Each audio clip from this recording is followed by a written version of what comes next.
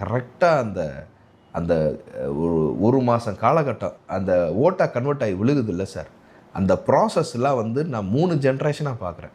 கிட்டத்தட்ட 15 இல்லை 20 வருஷமாக நான் அதை கண் முன்னாடி பார்த்துக்கிட்டு இருக்கேன். எப்படி ஓட்டு வந்து கன்வெர்ட் ஆகி விழுகுது அப்படிங்கிறது.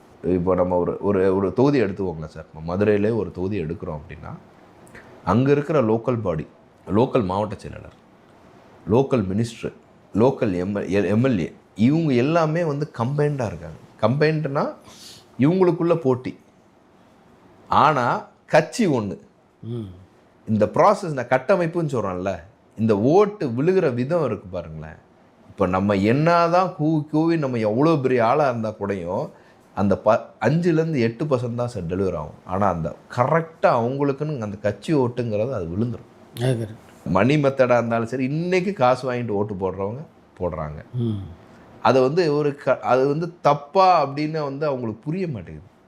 இது தப்பு இல்லை. ஒரு ஓட்டுக்கு 2000 ரூபா மேடிக்கு பார்த்தீங்கன்னா 5 ஓட்டுக்கு 10,000 ரூபா ஆச்சு. 10,000 ரூபா ஏன் விடணும்? ஆமாம், எல்லா பார்ட்டி வாங்க, நீ கொடு வா, எனக்கு பிடிச்சவனுக்கு ஓட்டு போடுறேன் அப்படின்னு சொல்லி. ஆனால் அந்த ஓட்டெல்லாம் கரெக்டாக அவங்களுக்கு ஆலமரத்துக்கு போய் விழுந்துருது. இவரோட பெரிய ப்ளஸ் என்னென்னா, டிவிகேவோட பெரிய ப்ளஸ்ஸு நியூ ஜென்ரேஷன். இவருக்கு இருக்கிற 2 generation voters plus NOTA voters, இதெல்லாம் சேர்த்து 75% ப்ளஸ் ஓட்டு விழுகும். டிவிகேக்கு வரும், பர்சன்டேஜ் வரும். பட் 26ல் அவர் ஆட்சியில் வருவாரா அமைப்பாராங்கிறது டவுட்டு. ஆனால் ஏடிஎம்கே இந்த கூட்டணி ஒரு ஸ்ட்ராங்காக இருக்கும். இந்த சைடு இவர் இருப்பார். நாம் தமிழர் ஒரு 5 to 6% ஓட்டு பேங்க் எடுப்பாங்க. இவர் ஒரு 10லேருந்து 12, 13% விஜய் எடுப்பார்.